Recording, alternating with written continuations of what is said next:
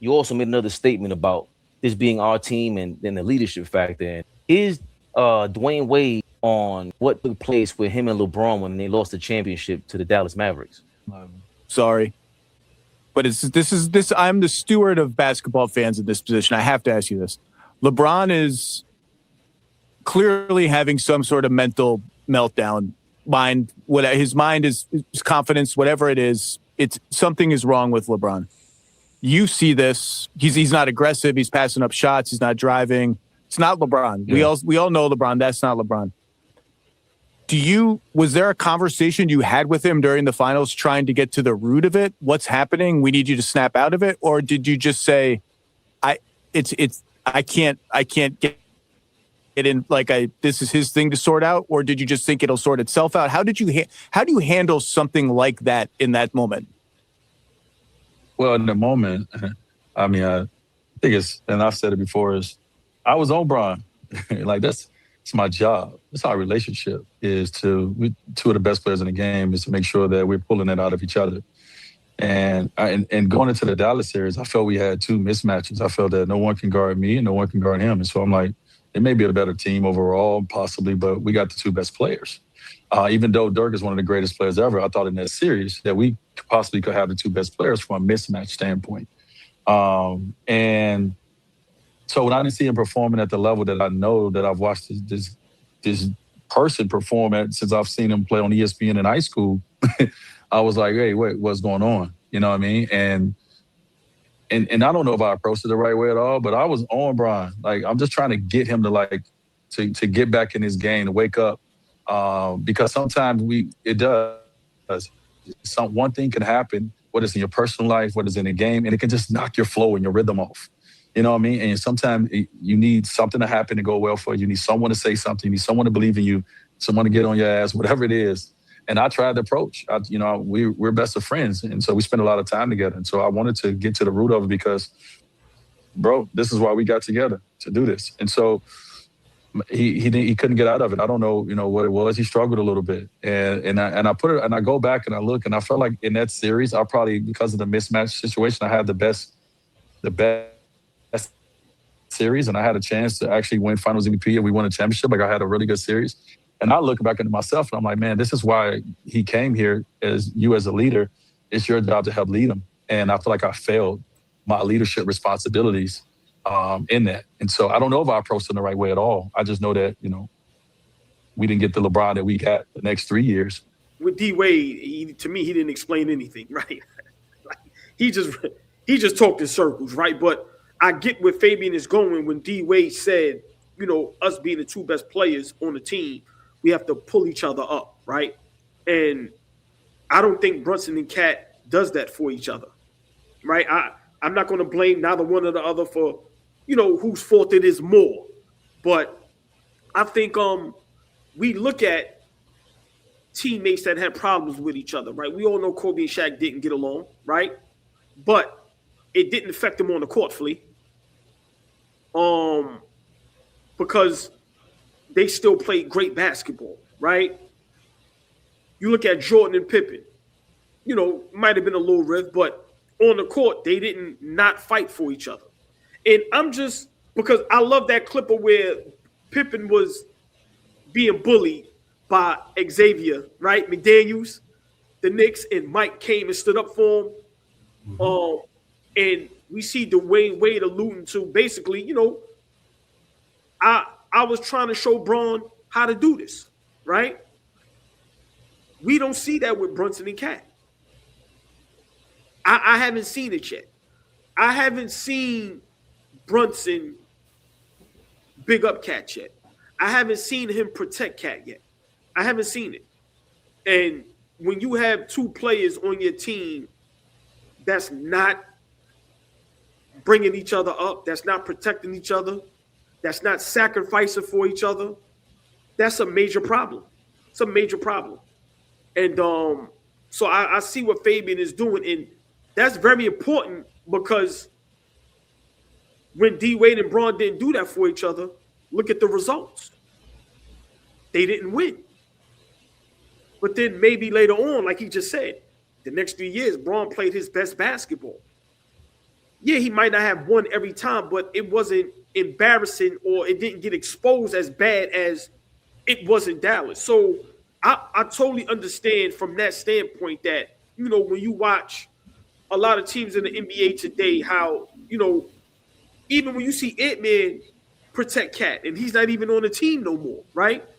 You watch some of the 1-2 punches that hold each other down, whether it's Duren and Cade, whether it's Murray and like, it's just certain things you see and from our crew, and we said it even today in the game. Why nobody sticks up for Cat when he doesn't get the proper calls, right? When he gets a bullshit call. It's so for me, if we don't fix that problem, yeah, we make a cover it up in the regular season. But when you play in the playoffs against smart teams and smart coaches, they know how to point that out. And they know how to expose that.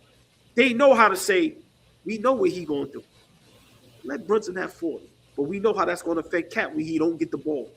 When he gets a foul called against him. When the refs say some bullshit to him. Or when the players say some bullshit to him and nobody protects him. He's not going to want to play no more. So, yeah, we have – that's a major problem. And that's a bigger problem than how we laugh at Bridges and OG and Josh Hart and all the other stuff. To me, that's a bigger problem. And you have guys like, even though I'm not a big Popovich fan, what he did with San Nan as far as with Duncan and them guys, Phil Jackson, the psyches he had to manage with Mike and Rodman and Scotty and, you know, Kobe, Shaq, Lamar Odom, Metta World Peace.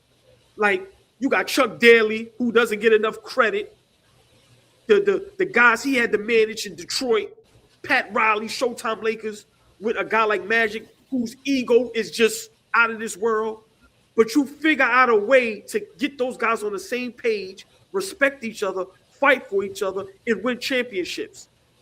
I don't know if Mike Brown can do that job. I'm just being honest with you. So, for me, I get where D-Wade is going, but that chemistry between Brunson and Cat, it has to get figured out, and it has to come together in the playoffs if we're going to win a championship. Yeah, I ain't got too much, but all I got for this is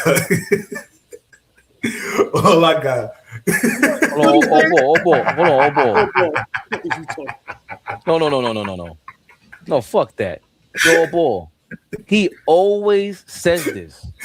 And then all of a sudden, the soliloquy is the soliloquy is on the horizon. I just can't wait for him to talk himself into a major point. Why? Go ahead, Flea. Right.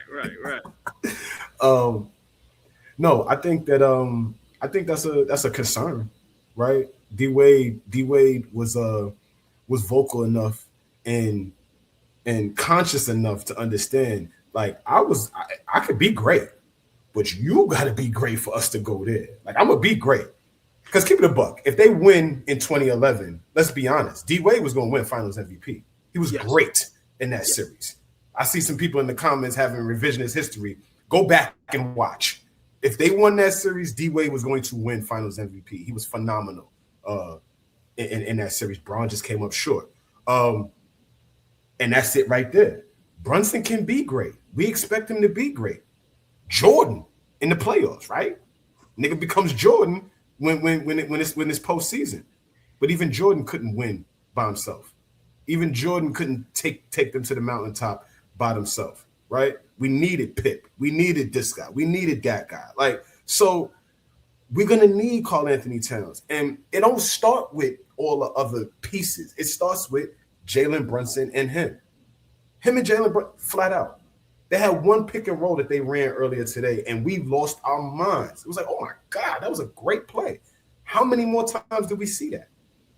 How many? So, I do think that come playoff time, we will see, more chemistry between those two guys. Those guys up their level of play last year in the playoffs. I do expect them to play at a higher level in the playoffs. But if we're going off with just what we're watching, their chemistry doesn't seem to be the greatest. And we're winning despite it. So what does that say about us as a team? What does it say about the coach? What does it say about Brunson and Cat? Imagine if they was on the same page, how much better we would be as a team. Like, again, we're winning despite not having chemistry between our two best players. So I think that, as we continue to go further and further along, this is only their second year playing together, and they're under a new head coach, right? So, they're trying to figure out the best way to play together under this new system. So they have to be on the same page for us to, win a championship. I just think that Brunson is not that vocal guy that's going to say, hey, you got to lead us. He's not going to say that. Brunson likes being the guy. Brunson likes, being looked upon to take us home at the end of games. He likes that. He likes that spotlight. Whether he's not an Anthony Edwards type showboat guy, just the demonstrative, I'm the man. He knows he's the man. He knows he's the man. Does Brunson have enough selflessness in him to say, I know I'm the man, but you got to be the guy. You got to be the guy, Cat.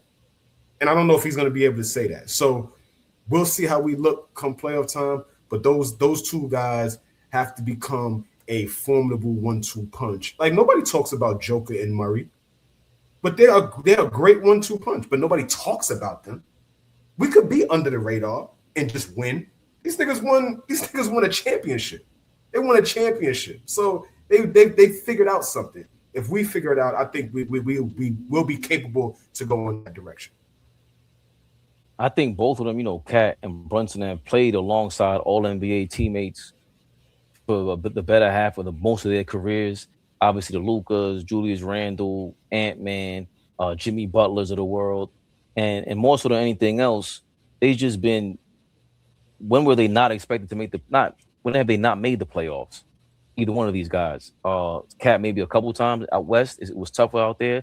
But number one, Flea hates when I say this. I never liked the Miami Heat's offense. LeBron and D-Wade are two one-on-one guys. And I'm like, yo, they're going to figure it out because they're MVP candidates. But at the same time, something is missing here. And even though they made the finals, Spoelstra still had to make the adjustment. Shane Battier and Chris Bosh have to run to the damn near sideline all the way down court when LeBron is in transition. He needs an open court to go downhill.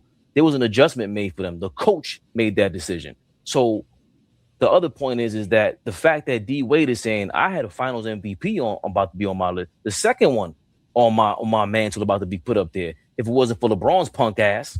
So he's saying like, yo, it was my fault. Even though I'm the finals MVP, this is Wade County. This is my town. I'm supposed to show you how to do this. You ain't never do this. And clearly he was pointing to his high school career and his ESPN highlights and everything. And it's what I always said from when LeBron made the finals. Yo, dog, there's some going on with you. You were there in the headlights when it matters most. For me, I don't care how many points he scored. The Orlando series, all the Boston series where he was with Cleveland, and even the San Antonio series exposed a lot about LeBron was when it came down to money time. And I guess the last point would be, I don't care the Brunson and Cat, those plays and sets that they can run along with each other on the court.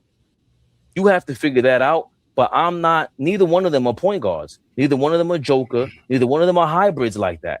So we don't have the guy on the court that can really do that. It's those other sets that we just talked about, the stack pick and rolls and that sideline out of bounds play where we saw Hart give Cat the ball after a screen being set for him. We don't have enough of those plays. So a combination of Mike Brown, Jalen Brunson, and Cat have to sit down and understand, like, yo, Cat, if we don't get you at A level, which is the grade we were talking about, Flea, not that they're D compared to the rest of the league, that these are D level guys. No, compared to their own talent, they're playing at B, C level. If we don't get you at an A level, Cat, we can't even think about a chip or ball. AllBall TV. They scared, but I'm not. They don't like comentario. Y suscribe.